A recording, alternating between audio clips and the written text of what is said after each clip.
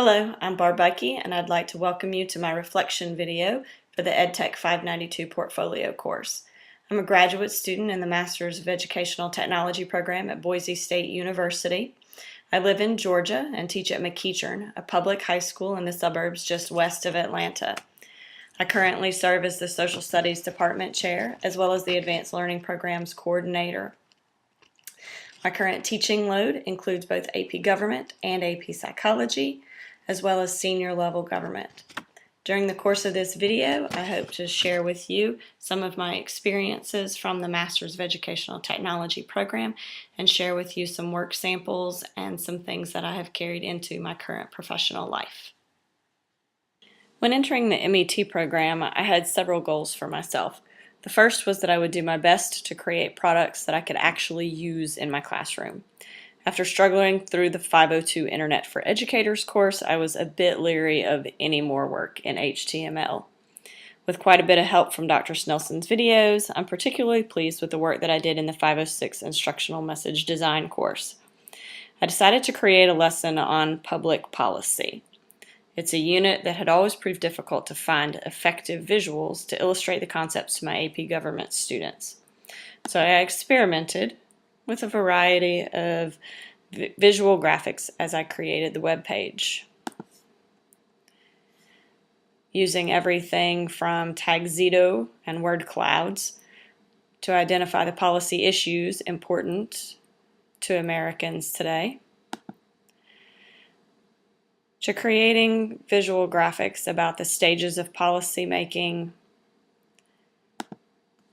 the executive department leaders that are in charge of the policy making decisions, the ways in which Congress is responsible for oversight in the policy making procedures, and how the linkage institutions work to connect people to the government. This one in particular is one that it was difficult to ever find information on. The AP College Board requirements ask that students understand that the media, the interest groups, and the political parties each serve to link individuals to the formal structure of the government.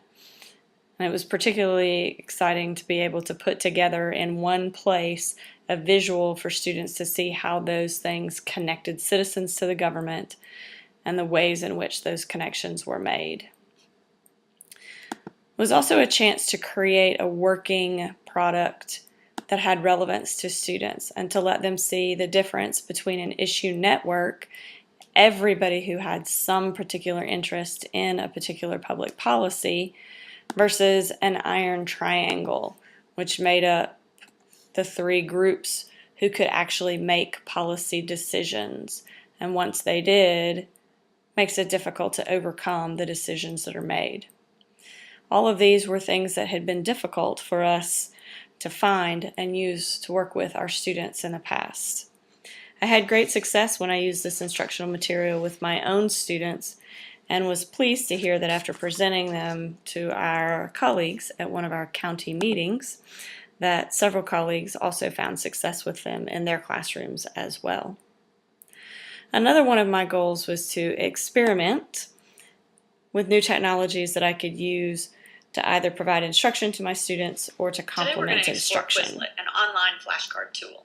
To reach the site, simply type in the URL Quizlet.com, so Quizlet.com. The site has a variety of user-friendly functions. You can use existing sets of flashcards without a login, or you can create an account by going to Sign Up in the top right corner. The 513 multimedia course was one of my most rewarding in the master's program. Not only did I learn a great deal about how to improve my classroom presentations, I was introduced to a variety of new tools.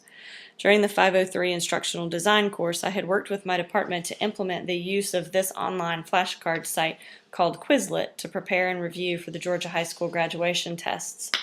The worked example assignment to create a screencast proved to be tremendously beneficial to the implementation of the ID project at our school. Through the screencast, I was able to show teachers throughout the school and district just how Quizlet worked. The screen, and then logging in once you've created a username and a password. Using an account allows you to create, store, organize, and share the sets of flashcards that you use the most. There are a variety of features available, including the ability to create your own sets of flashcards using the Make Flashcards button, to group your favorite sets of cards together in a class, and to transfer sets for mobile studying on mobile devices, something that my students absolutely love the convenience of. We'll show you how. I've also since become a huge fan of Camtasia and have used it to create several videos that are now being used in our trials with the flipped classroom model at McEachern, in which students get the instruction at home and do the practice with feedback at school under the guidance of the instructors. The 513 course also introduced me to the concept of a digital storybook. At first, it was difficult to imagine how I could relate this to my own courses, but I've since found them to be particularly useful and engaging during my government unit, in which students must identify their own personal political ideologies and socialization, as well as in my psychology unit on development, in which students created a This Is My Life presentation, and in their dreams unit, in which they were given the option of creating a digital story of their dreams. As I learned how to use the software and put a digital storybook together, I was able to create a more personalized story for myself. At McEachern, my alma mater, and had taken over as the Beta Club sponsor there. I was looking for projects for my students to do when I found a military mail project. But my students told me that if they wrote, I had to write. So I did. 50 generic letters, just like my students did, sent to a warehouse to be delivered to troops across the world. One of mine ended up with Scott at Kaneohe Bay in Hawaii.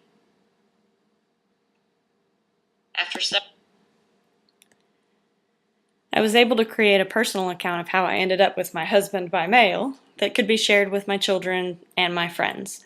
It is by far my favorite project of the entire program. The final project I'd like to share with you was started in my 597 Blogging in the Classroom course. I think this was the most time-consuming course of any that I took in the MET program. I felt like I spent my entire summer blogging and tweeting.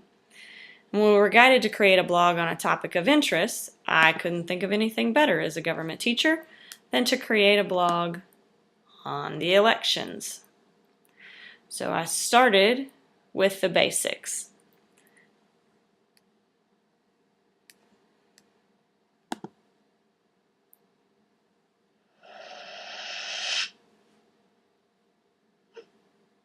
Sure, the presidential race is getting lots of attention, but did you know there's a lot more at stake in November than who gets to redecorate the Oval Office?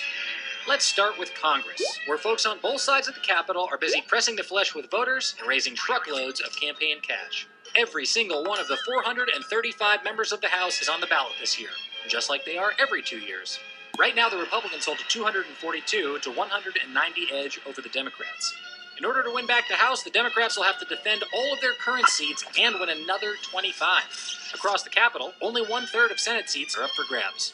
And Republicans only need to win 4 additional seats to wrestle control of the upper chamber from the Democrats. It's not just my students, you see, that ask me constant questions about how the system works.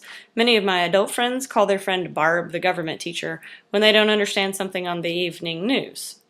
So, in the creation of this blog,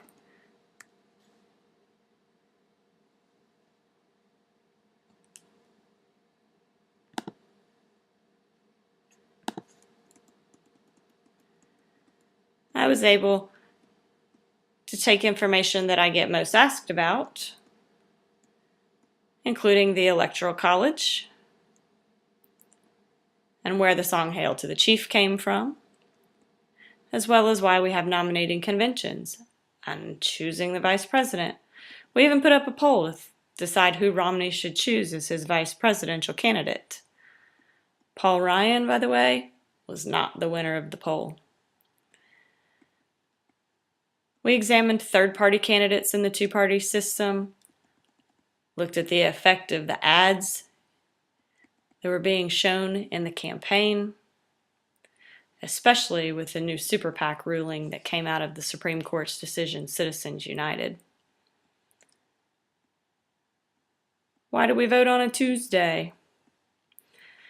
And we had some deciding to do about how to use the blog within our classroom. It was something that I'd wanted to try, but had never had the motivation to work on myself, or the time for that matter. I was intrigued by the variety of posts we were asked to create and genuinely surprised at how easy each blog entry was to tie to a standard within my own curriculum. Well, I must say I wasn't sure how well I'd be able to fare in this MET program online, being the mother of 2 children and a full-time teacher with about 27 different hats at the school that I teach at. I am impressed with the quality of work that I was able to do over the time that I was in the program. I also appreciate all of the tools and the strategies that I was given. I enjoyed the working environment and the set your own pace of the online program offered by Boise State. But most importantly, I was impressed with how valid each and every piece that I did was to my daily working life. It wasn't jumping through a bunch of hoops just to jump through a bunch of hoops. I felt like I was creating and working with tools that I could work with every day in my classroom as I strived to reach these 21st century learners that we kept talking about in class. So I have truly enjoyed my journey, and I hope you have enjoyed my reflection.